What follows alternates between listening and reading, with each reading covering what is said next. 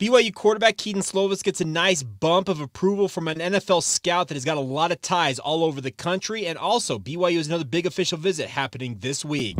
You are Locked On Cougars, your daily podcast on the BYU Cougars, part of the Locked On Podcast Network. Your team every day.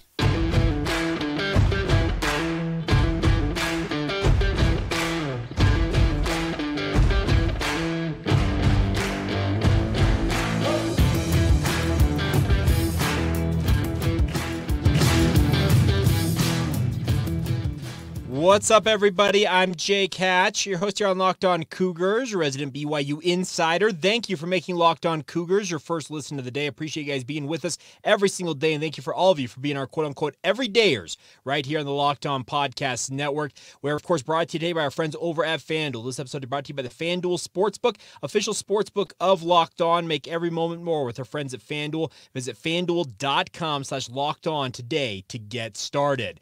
Also, a reminder for you guys that we are your original daily podcast focused on all things BYU. So once again, thank you for checking out the show. Let's dive right in on today's show and talk about Kedon Slovis, obviously BYU quarterback, expected to lead BYU into their Big 12 era, and a guy that BYU's pinned a lot of their hopes of having a successful debut in the Big 12 Conference, with him leading the BYU Cougars into this next football season. We're 82 days away, so happy Parker Kingston Day to all of you out there as you continue to draw closer and closer to the season. But over the weekend, interesting comment came out from Jim Nagy. Now, you probably know that name. Some of you might not.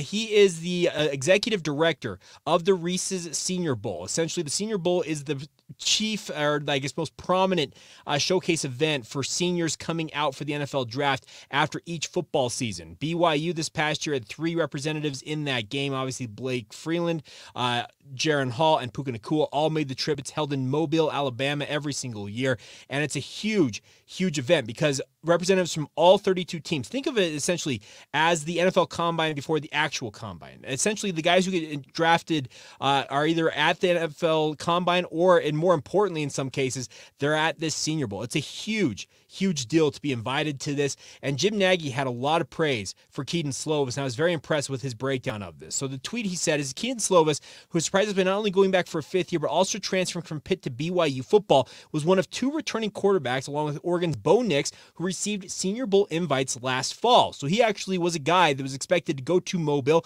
and try his hand at showing what he was capable of doing to all these NFL executives, coaches, and just scouts overall. Says this. Continuing from Jim Nagy.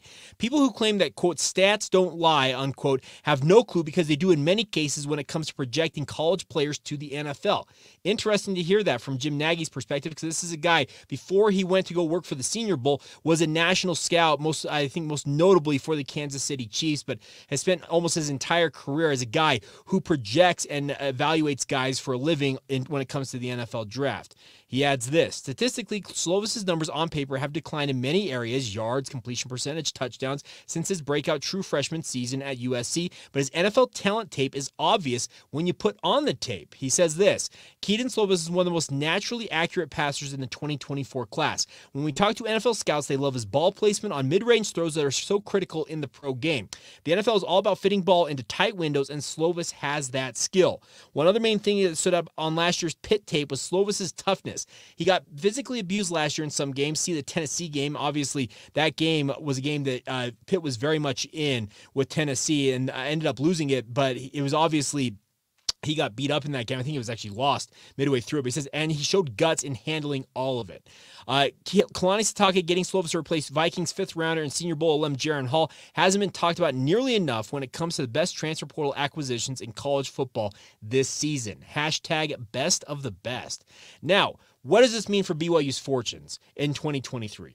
Well, frankly, they're projecting him to go out and have a season that is going to get him another invite to the Senior Bowl next year. Now, Jim did end up joining, I believe it was Ben Criddle's show, Cougar Sports 960, and said there was no doubt, quote, no doubt that he would have been drafted, speaking of Kedon Slovis, on that program. Very interesting to hear him say that, because I think there was a lot of doubt. I would include myself in that camp about Kedon truthfully being a guy who was an NFL prospect, especially coming out after last season if he had decided to follow that route. But according to Jim Nagy, he says that he would have been drafted. He says the NFL scouts like him. They said they really like his ability to throw balls into tight windows. Like I said, what does that mean for BYU? Well, it sure looks like if he is as good as he's being cracked up to be, Kedon Slovis could make BYU 3 for 3 in their last 3 quarterbacks under Aaron Roderick's tutelage in being drafted in the NFL. And I think if Kedon Slovis has an NFL draft caliber season, that is going to lead BYU to some pretty good success in 2023. Now, I've talked about this often on the podcast. Success year one in the Big 12 may all be relative to any of you who are watching and or listening to this, but nonetheless, I think if Kedon Slovis truthfully is what he is being projected to be, especially in the case of Jim Nagy, and he doesn't say that stats don't necessarily tell the whole story, but he thinks that Kedon Slovis has got the skills to be a next-level quarterback, and BYU's track record, if you will go back through their history, especially going back to the start of the Lavelle Edwards era, when BYU has traditionally had an upperclassman NFL-caliber quarterback, success has followed for BYU football. But like I said, this is a different era for BYU, especially when it comes to playing at the Power 5 level. BYU has never faced 10 straight Power 5 opponents, and that's obviously going to take its toll on BYU's roster. Is it a roster that's built to withstand all of the hits it's likely to take this year? We're all about to find out, but I think that BYU is very intent on showing that, hey, we have the capability of competing on a game-in and game-out basis from literally day one in the Big 12. Does that mean they're going to go out there and blow the doors off everybody and surprise everybody with an 8-4 season this year? No, I don't think so. I'm still standing by. I think if you win 6 games this year, I would consider it a pretty remarkable success for BYU year one in the Big 12, and you build from there. But the nice part is, like I said, if Jim Nagy is right about a guy like Kedon Slovis being a quote-unquote next-level quarterback, an NFL-caliber quarterback, the track record suggests that he is going to have a good year for BYU, and BYU, by happenstance, is going to benefit from a guy like Kedon Slovis going out and shining for the Cougars out there. So I'm very interested to see where this ultimately goes, what ultimately entails for a guy like Kedon Slovis, because Nagy did say that the NFL tape does not necessarily take into account completely all the stats that Kedon Slovis has accumulated in his career. But yet again, this is a guy who has thrown for nearly 10,000 yards in his college career. He will go over 10,000 this fall, if I'm not mistaken, with the BYU football program. And that would be a very, very nice benefit to have a guy of that caliber leading BYU into the Big 12 era. It would set them up, I think, quite nicely, by the way, for 2024 and beyond, because at that point, then Aaron Roderick, the rest of the offensive staff at BYU, Kalani Sitake himself, can go on the recruiting trail and thump their chest even more than they already are to quarterbacks in this class. This past weekend, Maya Luiaki-Smith was on an official visit to BYU. You can guarantee Aaron Roderick, Matt Mitchell, the entire offensive coaching staff was showing film of both Jaron Hall and Zach Wilson to Smith, but at the same time, they've got to be looking and saying, okay, if we can get what we expect out of Kedon Slovis this fall, that's got to be all that more enticing for a guy like Maya Luiaki-Smith or any other quarterback prospects BYU's looking to bring in. Demarcus Davis said that he had plans to visit BYU at some point this month, as along with EJ Kamenong, who is a commit to the Washington football program. Very interested to see which one of these quarterbacks ultimately pulls the trigger and picks BYU, of any of them.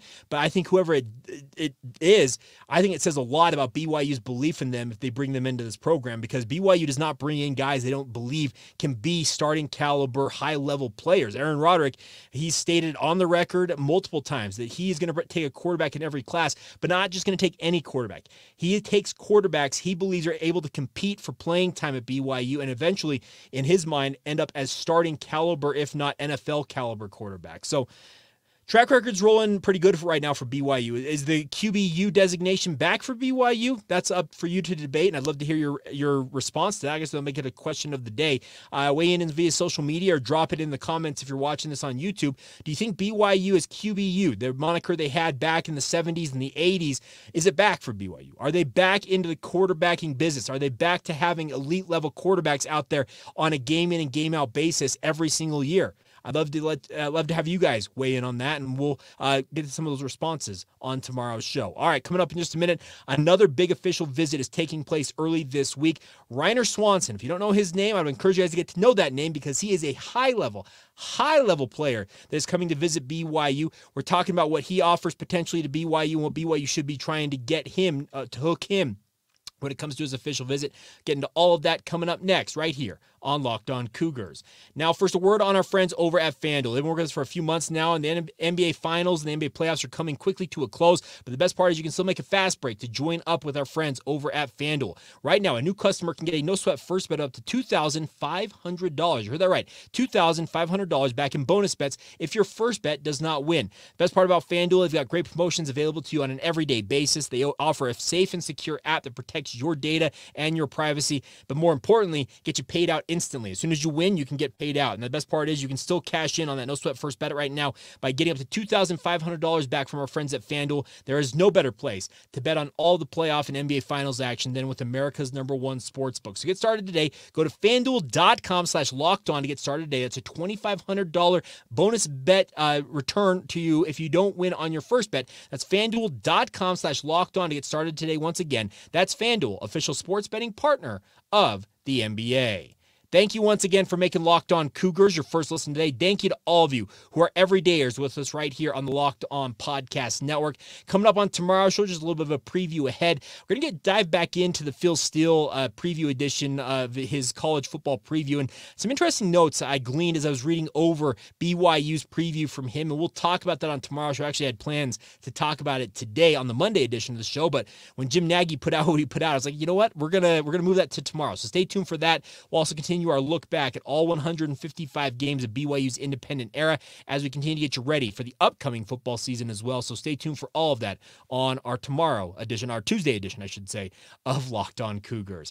All right, time to talk about Ryner Swanson. Now, if you don't know that name, Ryner Swanson is a tight end prospect from Laguna Beach High School down in Laguna Beach, California. Talk about an incredible place to grow up.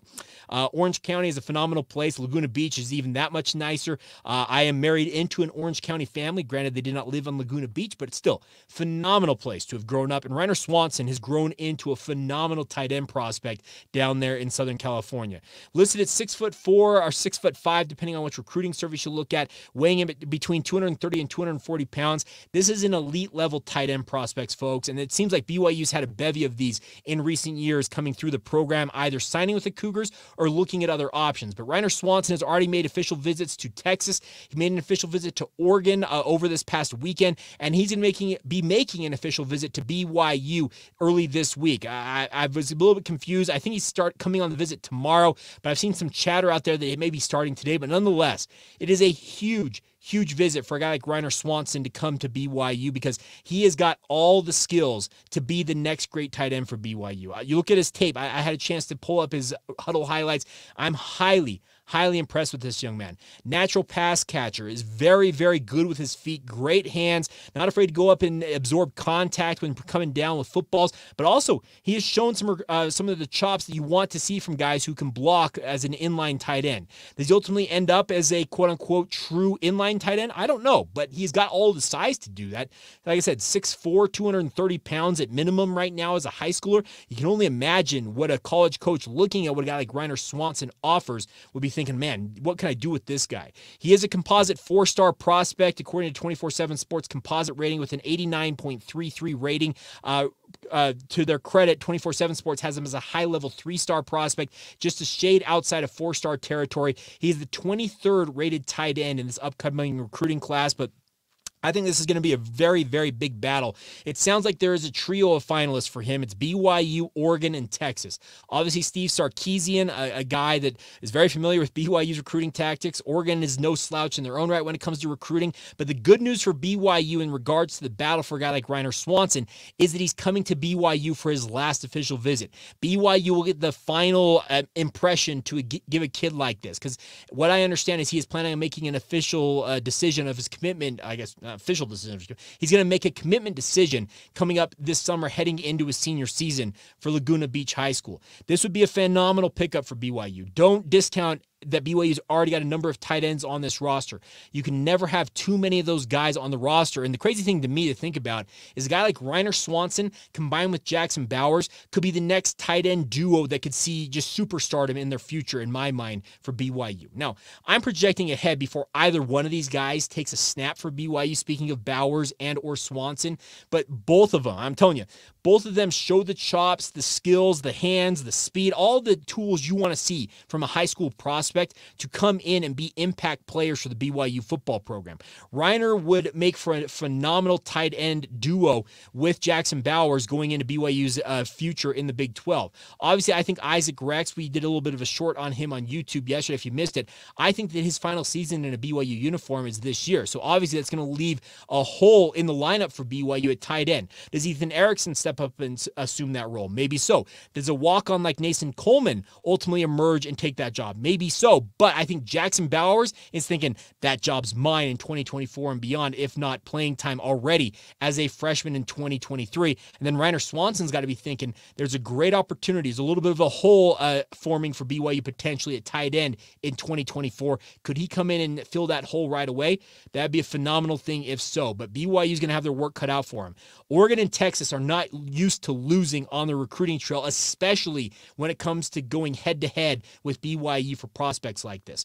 Ryner is a member of the LDS Faith, the Church of Jesus Christ of Latter-day Saints, a guy that I think BYU do very, very well to bring in, and obviously highlight the fact you can play Power 5 football here at BYU. You can be around like-minded individuals, obviously, of the LDS faith. You can go to a school that you're super familiar with just due to your affiliation with the LDS religion. There's just so many ties between Ryner Swanson and BYU. I sincerely hope the Cougars can pull this off. Like I said, it's not going to be easy because Texas and Oregon, they're hard to turn down. I'm telling you, just speaking personally, and I was never the level of athlete that any of these guys that talk about on this podcast are, but if you were telling me that I had to pick between BYU, Texas, and Oregon, that would be tough, folks, because I've been to Oregon. I've seen their facilities, and they've upgraded them since I was there last. Texas has got just money coming out of their ears, it feels like, and they're always upgrading everything down there in Austin. It'd be very hard to turn down those two programs, and obviously an opportunity in the case of Texas to be part of their squad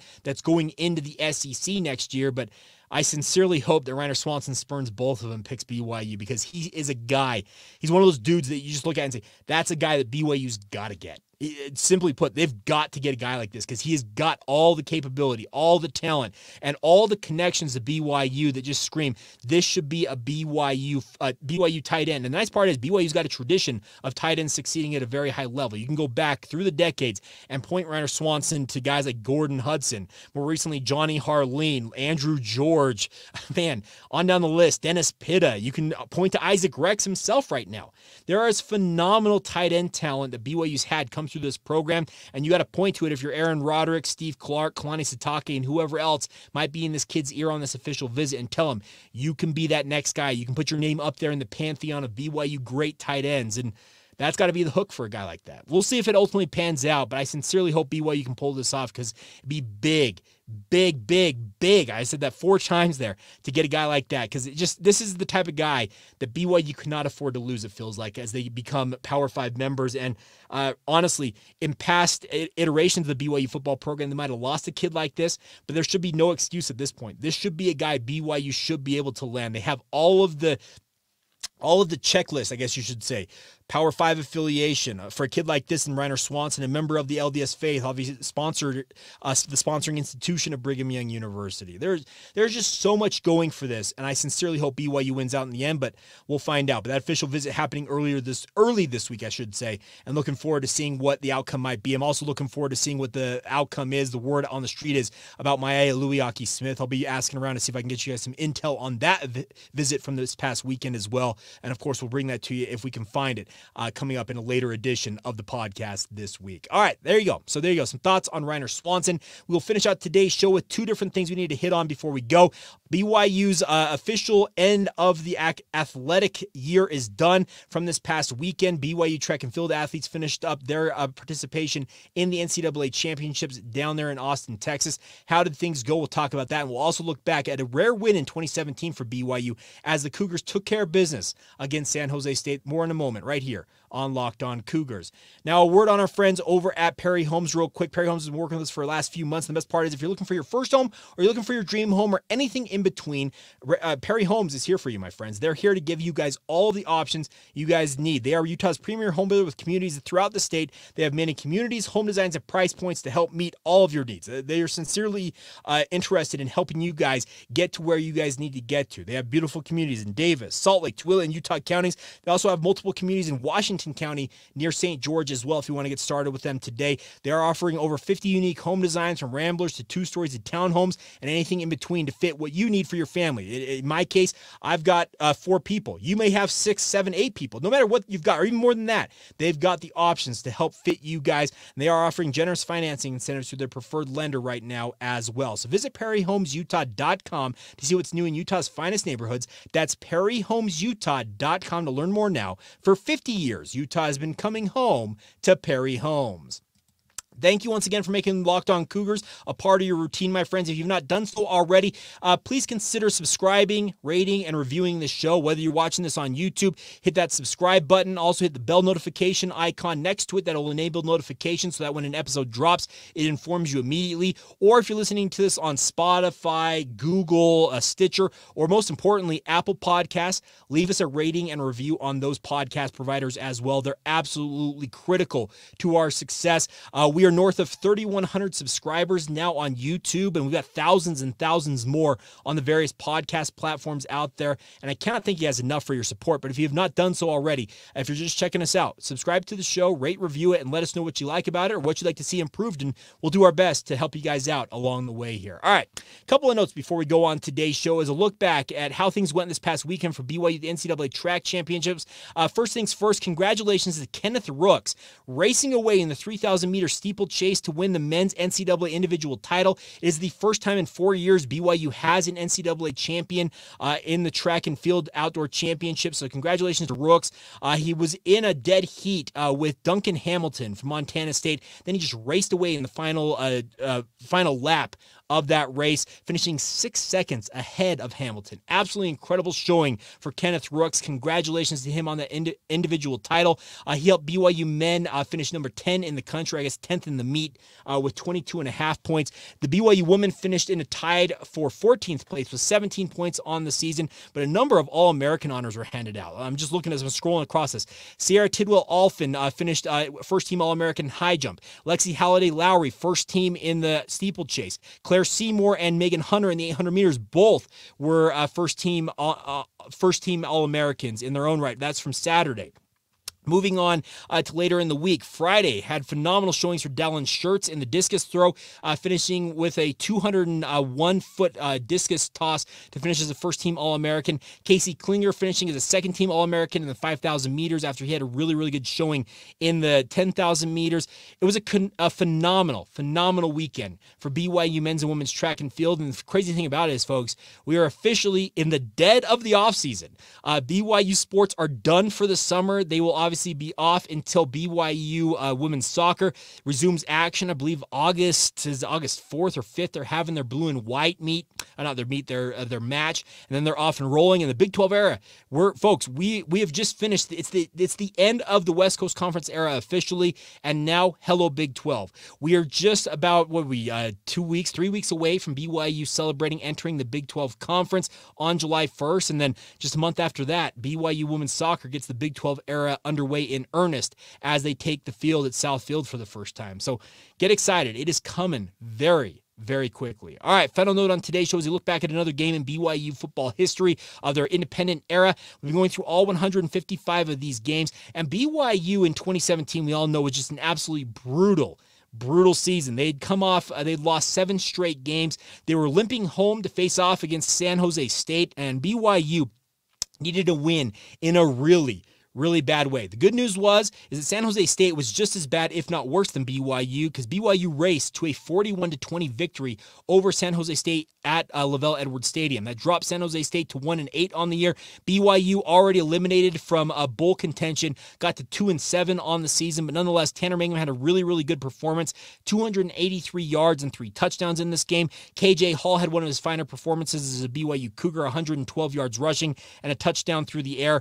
Micah Simon Hall hauled in 2 of those touchdown receptions from Tanner Mangum. But the crazy thing about this is looking back at the 2017 season, BYU finished the year 4-9. We all know that absolutely brutal season, the worst they'd had in 50 plus years. But did you know that BYU, the best or the largest margin of victory during that season came in this game? BYU beat San Jose State by 21 points. The other 3 victories for BYU that year were a grand total of 26 points. It was absolutely just incredibly small margins for BYU, even in their wins. But this was one that BYU could celebrate. They ended up getting the big win that they needed to get them out of their doldrums a little bit. But nonetheless, the struggles will continue, obviously, as BYU's season just got worse and worse down the stretch. Just this 2017 season, I cannot wait to finish it this week. We're going to get through the entirety of it by the end of the week, heaven hoping, because it's one of those seasons I've kind of thought back on. I was covering this. I actually remember doing sports radio the week after BYU had lost to East Carolina. We talked about it on our Friday edition of the podcast. For those of you who are everydayers, make sure you check it out. But we talked about the fact that BYU was eliminated from bowl contention. I remember the following week, we were talking on sports radio, which is my day job with the KSL Sports Zone. We were talking about the fact that this is absolutely astounding. BYU is just entering the month of November, and we already know they're not going to be able to play in the bowl season. Really, what do they have to play for at this point? Pride? That was the talking point. And honestly, there was no rebuttal that was satisfactory other than that. They were just simply playing out the string at this point. But it was good to see them battle back, obviously, snapping that lengthy losing streak. 7 straight games they had lost, the most they had lost in a row since before Lavelle Edwards took over as head coach. That went back to the early 70s, if not the late 60s. Crazy times, but the good news was BYU, at least for one afternoon, was able to celebrate with that win over San Jose State, and we'll talk about a Fresno State game coming up on tomorrow's podcast that, let's just put it this way, put BYU back into the doldrums a little bit, but we'll get to that on tomorrow's edition of the podcast. All right, so there you go. You guys are up to speed on everything you need to know about on this Monday edition of the show. A big thank you once again for all of you for making us your first listen of the day. Thank you once again also for being our everydayers with us here. It's great to be talking BYU sports every single day right here on the podcast. And the nice part is we have been able to continue to do 5 episodes a week. We've had plenty of news to get to, so we will continue to do that as long as possible as we get you ready for the upcoming Big 12 era and the football season ahead for BYU. But stick with us every single day, and a big thank you once again for your support as always. Until tomorrow, have a great rest of your day, my friends. This has been the Locked On Cougars podcast. See ya.